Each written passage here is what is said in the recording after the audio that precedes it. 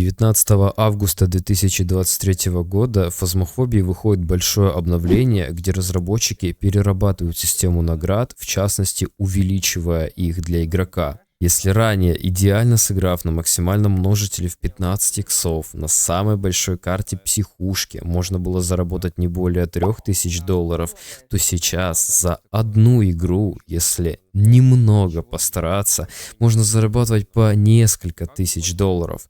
Таким образом, мой личный рекорд составил более $4500. И в этом видео я расскажу вам, как мне это удалось. Хотя это еще не предел. Этот ролик изначально задумывался для того, чтобы показать любому зрителю, будь то вы новичок или уже опытный игрок Phasmophobia, как здесь зарабатывать деньги. Причем, учитывая тот факт, что 19 числа, то есть совсем недавно, здесь вышло большое обновление, которое в том числе и изменило систему награждения игрока, этот ролик носит особенную актуальность. Перед тем, как я расскажу вам, как стать миллионерами в этой игре, позвольте мне объяснить, за что вообще Phasmophobia платит игроку деньги. Давайте начнем по шагам. Нам удалось вычислить всего 6 способов для дохода Phasmophobia. И первым на очереди идет самая главная задача, это верно определить тип призрака. Сейчас, после обновления, по моим наблюдениям, вы будете получать по $100 за любой масштаб карты. Это фиксированная сумма. Она раньше была ниже, и причем сумма, получаемая за верно определенный тип призрака, разнилась от масштаба карты, но теперь это $100. Следующее действие — это выполнение 3 побочных заданий. Всякий раз, когда вы запускаете контракт, у вас на доске с именем призрака будут написаны 3 различные побочные задания. За них игра оплачивает вам по $25 за каждое успешно выполненное задание. Среди таковых может быть обнаружение призрака при помощи ЭМП, или, например, вы должны стать свидетелем паранормального явления и много чего прочего. Такие задания всегда рандомно даются игроку при запуске игры. Третий способ дохода Phasmophobia, на котором у нас даже получился кое-какой интересный метод для новичков, о котором я расскажу чуть позже, это кость. Дело в том, что всякий раз, когда вы запускаете игру, где-то на карте, как правило, кстати, недалеко от призрака, спавнится кость. Она может быть как большая, например, это может быть череп, это может быть позвоночник, либо это может быть косточка от руки, которая будет едва ли заметная. Но, так или иначе, когда вы найдете кость и подберете ее, игра даст вам от $25 минимум за эту кость. Следующий способ, о котором часто забывают или даже не знают новички, это фотографии. Опытные игроки в Phasmophobia в курсе и прекрасно этим занимаются. Каждый раз они носят с собой фотоаппарат и всюду фоткают самые важные вещи, как, например, следы на соли, ультрафиолет, паранормальные явления, сам призрак во время гост-ивента, взаимодействие призрака с самыми разными вещами, например, открытие шкафчиков или зажигание распятия и много чего другого. За каждую качественно сделанную фотку игрок получает по $5. И суммируя все возможные на карте фотографии, игрок может получать примерно $50 с одних лишь только фотографий за каждую игру. Держи, хорош. Не тубили! Сука, она меня убила. Да. Зато я сфоткал взаимодействие, блядь.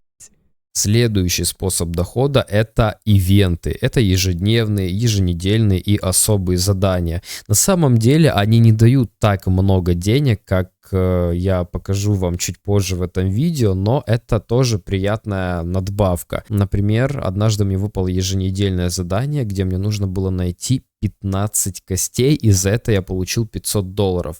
Причем эта сумма не суммируется множителями, поэтому, опять же, как я и сказал, это не совсем тот доход, на который мы рассчитываем в этом ролике. Но, тем не менее, я просто должен рассказать о всех способах дохода, так что получайте. Есть еще один способ, это бонус за расследование. Я объясню вам поподробнее. Когда вы правильно определяете тип призрака и при этом выполняете побочные задания, те самые 3 задания, ваша сумма суммируется и из нее выходит бонус за расследование. Ну, например, вы правильно определили тип призрака, у вас получилось $100. Вы выполнили правильно 2 побочных задания, у вас получилось $50. 100 плюс 50 равно 150. $150 это бонус за расследование. Таким образом, $100 плюс $50 и плюс $150 за сам бонус – это $300 на любителя, без выполнения всяких дополнительных заданий, без нахождения кости, без фотографий и так далее, и так далее. Перед тем, как мы перейдем к серьезным доходам, я хочу рассказать о парочке прикольных методов для заработка, но они подойдут скорее для новичков, нежели для опытных игроков. Первый способ называется фотограф. Здесь на самом деле все очень просто. Вам нужно купить фотоаппарат любого тира, нам подойдет даже первый. Зайти на самую легкую, самую маленькую карту, которая называется Camp Woodwind.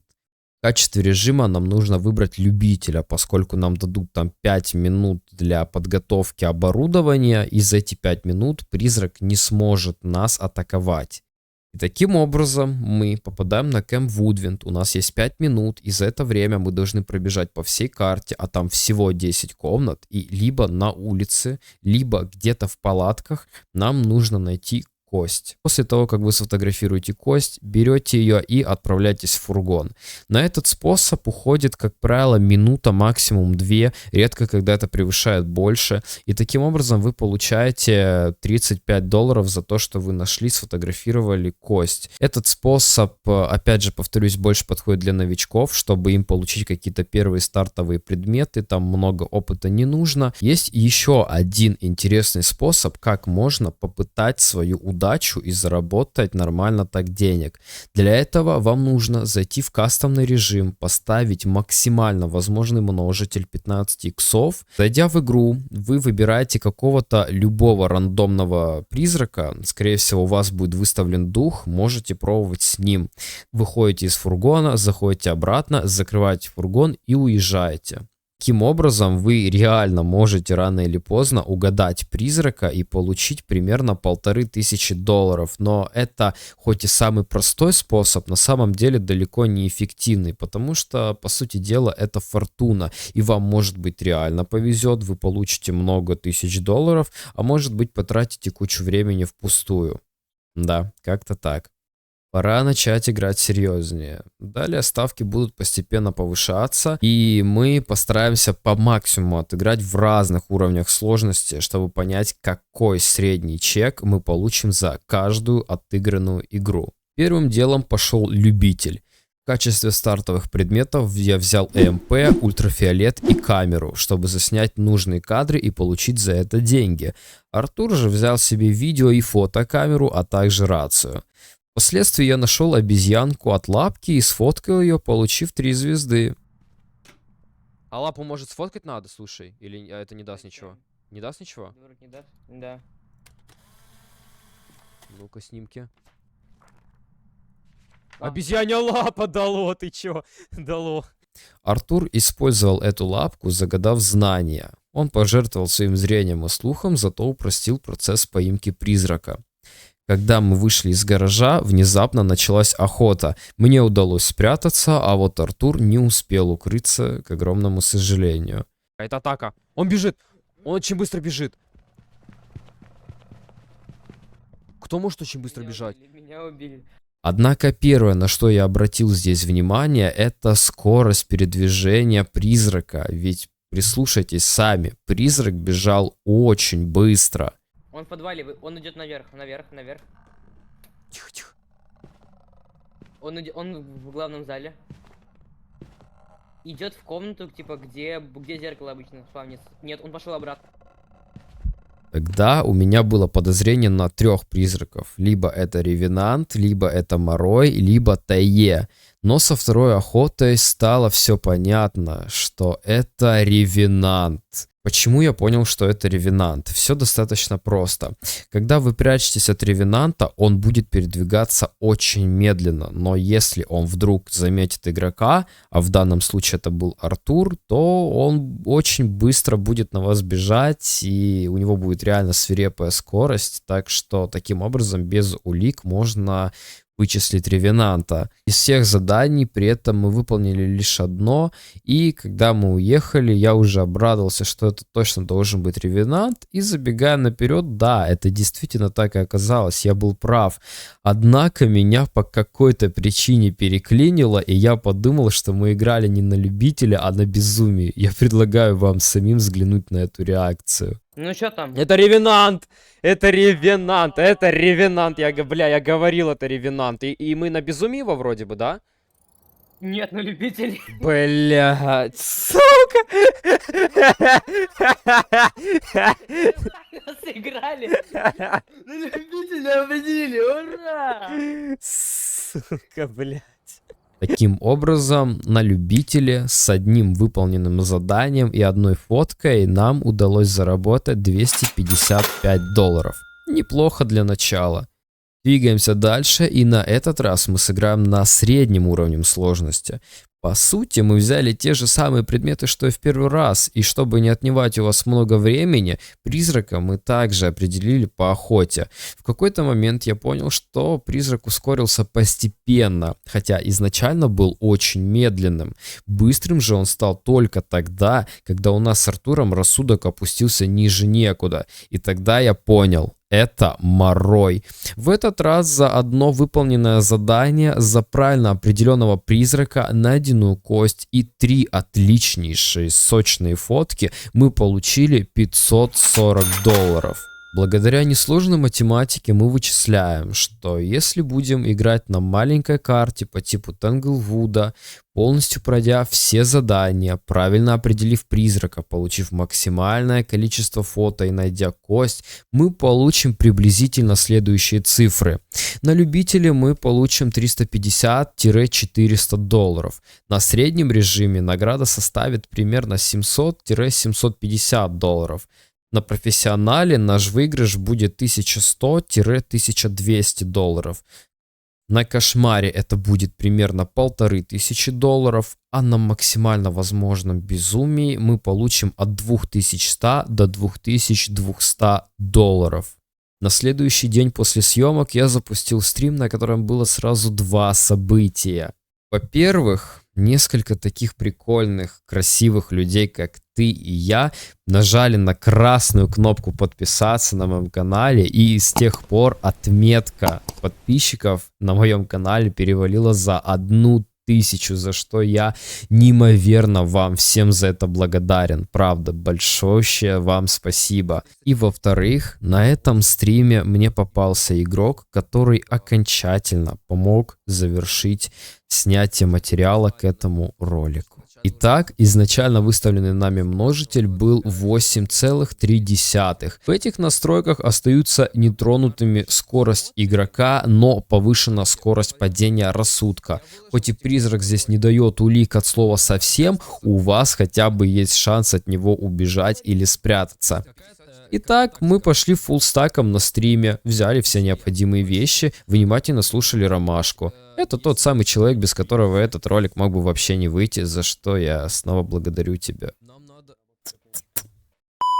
Мы сделали все максимально профессионально и тем не менее завалили контракт, ошибившись с призрака. Но это была лишь первая попытка. Впрочем, такой же была и вторая. Мы вновь не угадали с призраком. Но вот с третьей попыткой все оказалось куда более интереснее. Здесь я, пожалуй, остановлюсь поподробнее. В качестве начальных предметов я взял термометр, благовоние и зажигалку. Не спрашивайте, зачем я взял термометр, учитывая, что на этой сложности нет улик, окей? Я просто хотел поиграть с ним, как и все нормальные люди. Да. Благодаря термометру я тем не менее узнал, что призрак находится в компьютерной комнате. Все-таки это не бесполезная игрушка. Затем мы переставили все оборудование в эту комнату и стали ждать, параллельно играя с термометром и в пасьянс. сколько у нас карт Таро? Ну что, давайте разложим пасьянс. Мы нашли карты Таро, которые позже заюзал Ромашка. Последствия применения проклятых карт вы видите сейчас на экране. Закрой! Закрой. Да, в данном случае нам удалось узнать, что этот призрак сильно кидается предметами, и это указывало лишь на одного призрака. Это полтергейст. Таким образом, мы выбрали полтергейста, уехали, и произошло то, чего мы так долго все ждали. Полтергейст, да. Да, сюда, блядь. Полтергейст, блядь. 3000 закатку, 3000 закатку, ребят. 3000, блядь, закатку. Хорош, братан, Ромашка хорош. 3000. Да, наконец-то это произошло. Мы заработали немногим более $3000 за одну игру. Плюс к тому мой уровень значительно увеличился, дав еще $500 сверху и открыв новый предмет. Успокоительно. Но и это еще не конец. Далее в ролике вы увидите результаты значительнее выше этих. Почувствовав вкус денег, мы вновь отправились за призраком, но только на этот раз множитель составил не 8,3, а 10,4. Дам важный совет для тех, кто еще не совсем шарит за то, как узнать местоположение призрака, особенно на таких сложностях. Для этого напрягите свои уши, ведь часто призрак самовольно открывает двери, шкафчики и совершает разные взаимодействия. Обращайте внимание на звуки. Берите с собой ЭМП, используйте термометр, осматривайте комнаты при помощи камер. К примеру, если против вас играет мимик, то в камере вы увидите огоньки. Даже если ваша сложность не предусматривает улик, вы все равно их увидите. А в прошлой игре вы сами помните, как я обнаружил полтергейста при помощи термометра. И это все при том, что при нашей сложности улик вообще нет. Так или иначе, при использовании приборов мы все равно можем как-то вычислить местоположение призрака. В данном же случае призрак затаился в гараже. Я поставил туда свечку и взял для защиты благовония. Мы также разместили туда и другие предметы, и нам оставалось лишь ждать. Спустя минуту-другую сгорело распятие, а МП стало выдавать жесткие басы.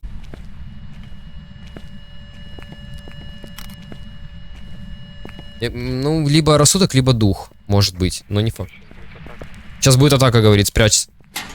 Мы быстро спрятали шкафы и стали наблюдать. В какой-то момент призрак открыл мой шкаф, и я, испугавшись, что сейчас он может меня кокнуть, вышел из шкафа и применил благовоние. Это защитило меня от смерти, но далее началась погоня века, блин.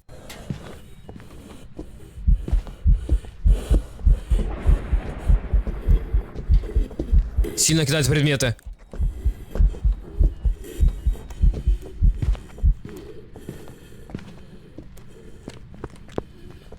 Где он? Слышите меня? Призрак выбежал из гаража за мной на кухню, где уже там я лупил его вокруг стола. И здесь я, кстати, заметил интереснейшую деталь. В гараже призрак гнался за мной очень быстро, а на кухне резко замедлился. Первое подозрение у меня тогда было на Ревенанта, ведь кто как не Ревенант быстро передвигается именно в тот момент, когда видит игрока, а в стадии поиска он довольно медлителен.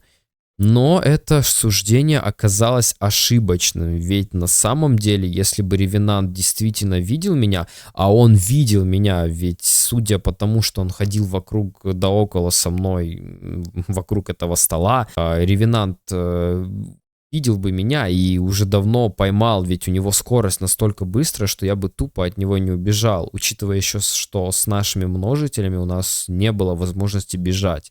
Таким образом, чуть позже мы узнаем, что это либо был Ханту, либо Райдзю. Во второй игре, выбрав Ханту и правильно угадав, нам удалось заработать чуть менее $4500, но это уже неплохой результат.